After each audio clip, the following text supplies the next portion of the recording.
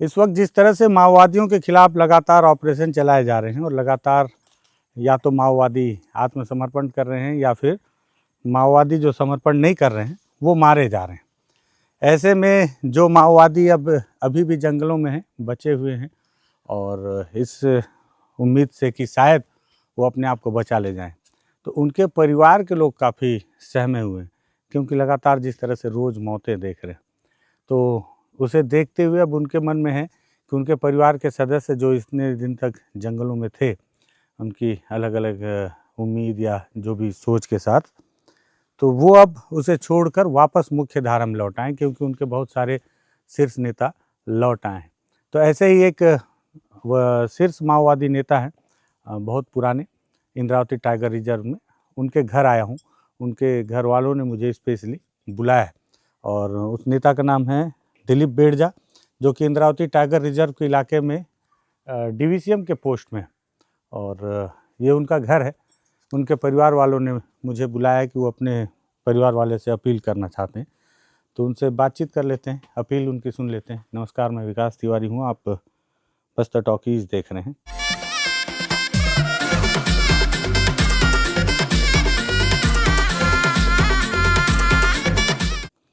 सबसे पहले मैं आपको बताऊं कि इस वीडियो को मैं पहले बोल दे रहा हूँ कि आप थोड़ा सा अपनी जिम्मेदारी निभाते हुए आप लोग भी इसे शेयर कर दीजिएगा ज़्यादा, इतना कि अगर वो कहीं देख रहे हों या और भी कोई माओवादी देख रहा हो तो उस तक पहुँचे।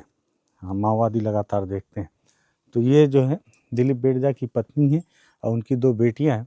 दिलीप बेड़जा के एक बेटा भी हैं जो अभी इस वक्त यहाँ पे मौजूद नहीं है। उन्होंने मुझे फ़ोन करके दरअसल भेजा, तो इनसे बात करते हैं। दीदी थोड़ा सा यहाँ बैठ जाऊँ? थोड़ा, अच्छा, थोड़ा मेरे को जगह दे दो तो मैं कहीं बैठ जाऊँ। हाँ, बीच में बैठ जाता हूँ। ठीक है, यहाँ बैठ जाता हूँ, तो दोनों लोग से बात करनी हो जाएगा। गुड़िया, क्या नाम है आपका? सुनीता बेड़जा। सुनीता बेड़जा जी। आपके भाई जो हैं राकेश बेड़जा है ना? जी। तो वो फ़ोन किए थे कि आप लोग अपील करना चाह रहे हो कुछ। जी। क्या अपील करना चाह रहे हो गुड़िया, बताओ थोड़ा। जी, पापा को सिलेंडर करने का। अच्छा, तो पापा के लिए कुछ बात बोलना है तो बोलो आप पहले। जी, वो अभी आ जाएंगे तो हम सिलेंडर करेंगे सर। अच्छा, आप लोग चाहते हो? जी। ये आपकी माँ है वो भी चाहते हैं सर। क्या कि आ जाएं? जी। अभी क्यों मन हो रहा है कि वो आ जाए? मतलब डर लग रहा है कि सब तरफ मार रहे हैं बोल के, इसलिए? जी नहीं पता। नहीं तो मतलब अब रोज मुठभेड़ हो रहा है तो डर लग रहा होगा, क्यों? जी, ऐसी बात नहीं सर। हाँ, तो क्यों चाह रहे हो कि वो आ जाए वापस? जी, सब लोग सिलेंडर हो रहे हैं तो हम ये नहीं चाह रहे हैं कि हाँ वो मर जाए।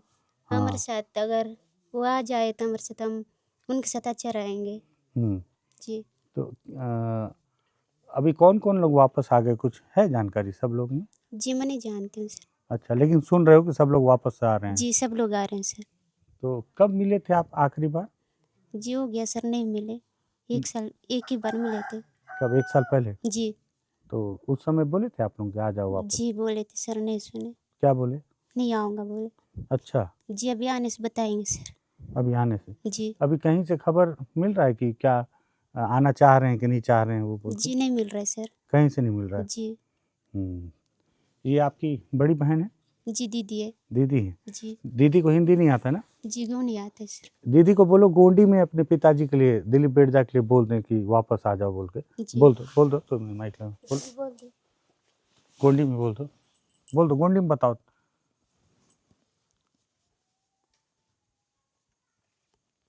बोलो दीदी। बोलना दीदी, गोनी से।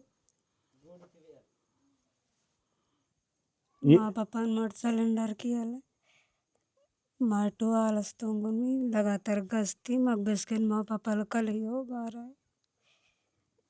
लोन बात की बेसकन माँ कोड़ा बात की सिलेंडर की इंदम आलस तुम बेसकन लोन वावो माँ मूडो मोनो इंजे बेसकन बात की इंदु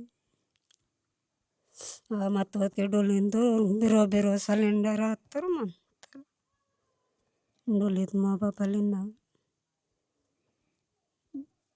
गश्ती लगातार मन के माँ कल या पारो बेसकन 1 साल आतो न मुख मोड़ो मन खमा पापा ने।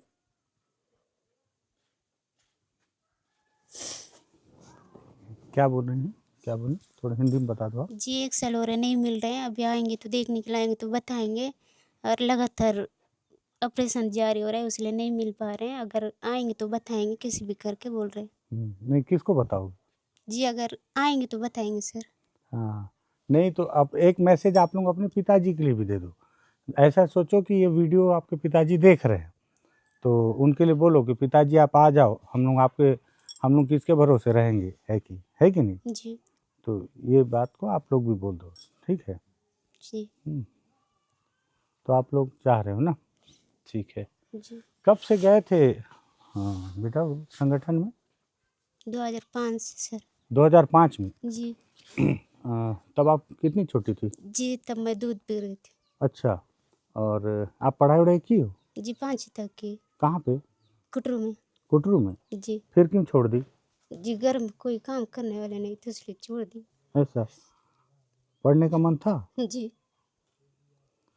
रो मत।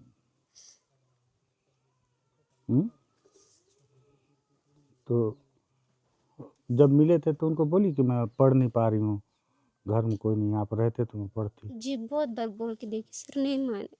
हम्म, आप लोगों का कभी मन नहीं था वहाँ जाएं बोल के ना? जी मन तो बहुत कर रहा था लेकिन नहीं मानते सर। कई बार बोल के देखे नहीं माने। जी क्यों चले गए वो संगठन में, क्या हुआ था, कुछ पता है?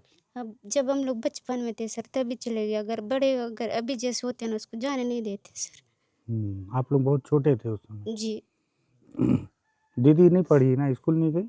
दीदी नहीं गई सर। हम्म, भाई को कैसे पढ़ा रहे हो फिर, कौन पढ़ा रहा है आप ही लोग? जी हम ये लोग दान उन बेच के पढ़ाते हैं सर, मैं खुल ही जाती आप खुली जाती हो? हूँ। जी और तो पैसा ऐसा ये धान बेच के सब करके करते हो? जी अपनी जमीन है सर 30 एकड़, हम्म, उसी में बोते हैं और बेचते हैं, भैया को पढ़ाते एक ही भाई है? हैं। जी एक ही भाई है। हम्म, तो पुलिस वाले परेशान तो नहीं करते आप लोग को? जी बहुत परेशान करते हैं सर। क्या बोलते हैं? तुम्हारे पापा अगर नहीं आएंगे तो मार डालेंगे इस टाइप का बोलते हैं, सिलेंडर करो सिलेंडर करेंगे तुम लोग अच्छा रहोगे इस टाइप का बोलते हैं। जी थाना वाना बुलाते हैं आप लोगों को? जी बुलाते हैं। तो आप लोग नहीं बोलते कि हमारा तो मन नहीं है कि जाएं बोल के? बोलते हैं सर। भाई को भी परेशान करते थे? जी उनको बहुत परेशान करते हैं और ऐसे भी पढ़ाई करते हैं तो उनको पढ़ाई भी करने नहीं देते हैं सर। जी ठीक है, पढ़ाई करने वालों को ऐसे परेशान नहीं करने दीजिए सर। हाँ नहीं ठीक है, जी वो पढ़ाई कर रहा है, अच्छे से पढ़ाई कर रहा है तो जी हम परेशान नहीं करने, हम बिल्कुल मैं उसके साथ रहूँगा, जी क्योंकि आप लोग तो नहीं चाहते ना कि कोई बंदूक उठा के जाए, है कि नहीं? जी हाँ भाई, आप तो खुद ही बोल रहे हो कि आप लोग बड़े रहते तो जो करते। तो अभी घर में कमाने के लिए सिर्फ आप ही लोग हो? जी हम ही लोग हैं सर। वो तो पैसा नहीं भेजते होंगे? वो नहीं बेचते हैं सर, हम लोग को कभी 1 रुपये तक भी नहीं दिए। उसके बाद भी लेकिन आप लोग चाहते हो वापस आ जाएं? जी सही बात है, पिता है कैसे छोड़ देंगे। उनके साथ ऐसा क्या हो गया था जो चले गए, क्या कोई परेशान किया था क्या उस समय, मतलब क्या करने चले गए?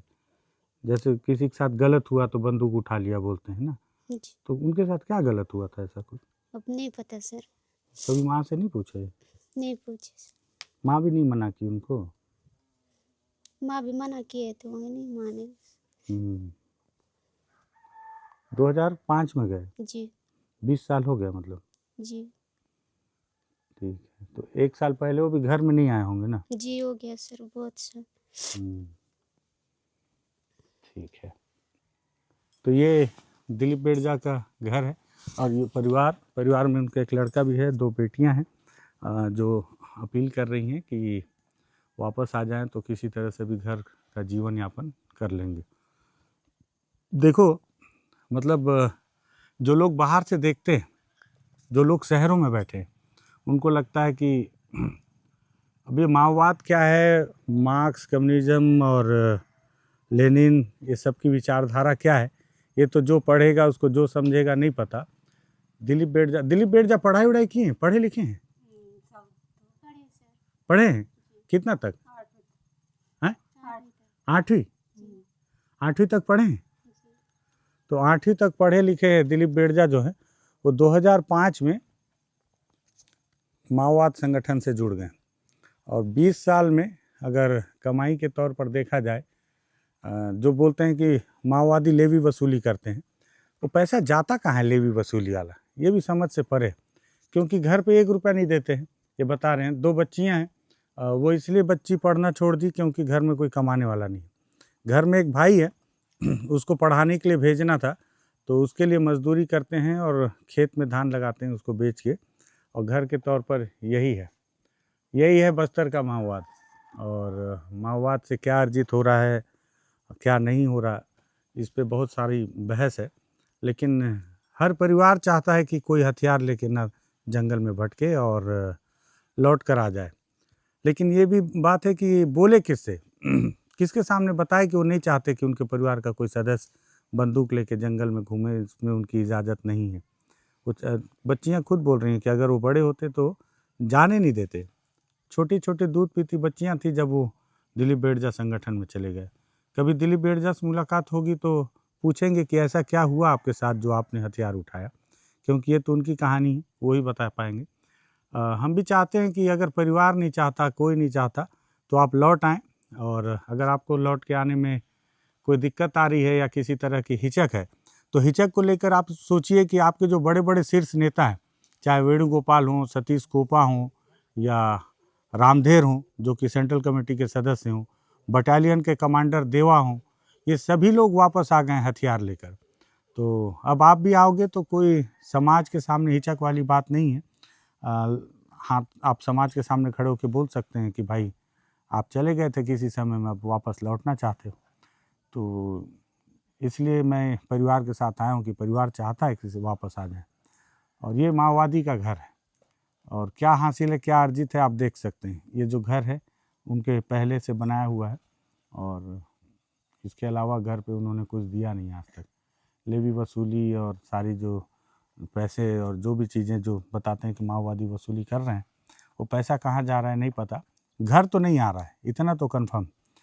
और इसके साथ ही साथ इस वक्त इंद्रावती टाइगर रिजर्व में दिलीप बेड़जा के साथ एक और बड़ा नाम है पापा राव, उसको लेकर भी ऑपरेशन बिल्कुल एकदम शीर्ष पर है और बहुत ज़ोर शोर से चल रहा है। मैं अभी यहाँ आ रहा था तो भी मैं देख रहा था कि नैमेड़ से लेकर कुटरू होते हुए फरसेगढ़ तक लगातार फोर्स की मूवमेंट है, और इस पूरे इंद्रावती टाइगर रिजर्व के इलाके को अलग अलग इलाके से सीआरपीएफ, डीआरजी और एसटीएफ की फोर्स ने घेर के रखा है।